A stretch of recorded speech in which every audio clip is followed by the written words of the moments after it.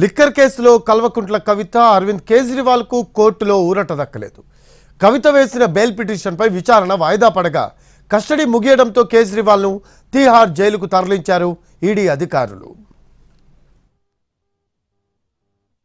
Delhi liquor కేసులో arrest అయిన Kalvakuntla Kavitha bail పిటిషన్ని ఈ నెల 4కు వాయిదా వేసింది రౌస్ అవెన్యూ కోర్టు. కుమారుడు పరీక్షలు ఉన్నందున ఈ నెల 16 వరకు మధ్యంతర బెయిల్ ఇవ్వాలని కవిత పిటిషన్ వేశారు. కవిత తరఫున సీనియర్ లాయర్ అభిషేక్ మను సింఘ్వి వాదించారు. కవిత విచారణకు పూర్తిగా సహకరిస్తున్నారని, ఈ కేసులో ఆమెను అరెస్టు చేయాల్సిన అవసరం లేదన్నారు. సమన్లకు స్పందించినా, విచారణకు సహకరించినా అరెస్టు చేశారని ఆరోపించారు. అరుణ్ పిళ్ళై స్టేట్మెంట్ అంశాలను సింఘ్వి కోర్టు ముందుకు తెచ్చారు. ఆయన 9 స్టేట్మెంట్లు ఒక రకంగా ఉంటే 10వ స్టేట్మెంట్ పూర్తి విరుద్ధంగా ఉందన్నారు.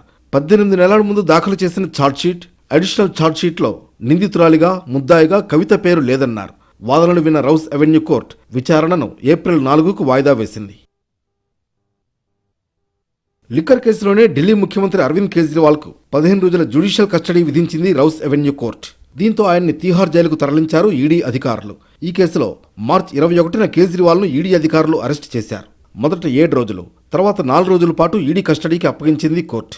లిక్కర్ కేసులో తీహార్ జైలుకు వెళ్లిన 4వ ఆమ్ ఆద్మీ పార్టీ నేత అరవింద్ కేజ్రీవాల్.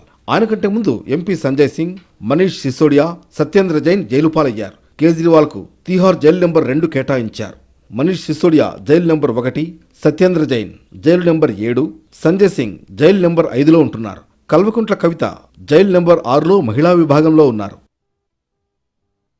తీహార్ జైల్లో కేజ్రీవాల్కు అల్పాహారంగా టీ, బ్రెడ్ ఇస్తారు.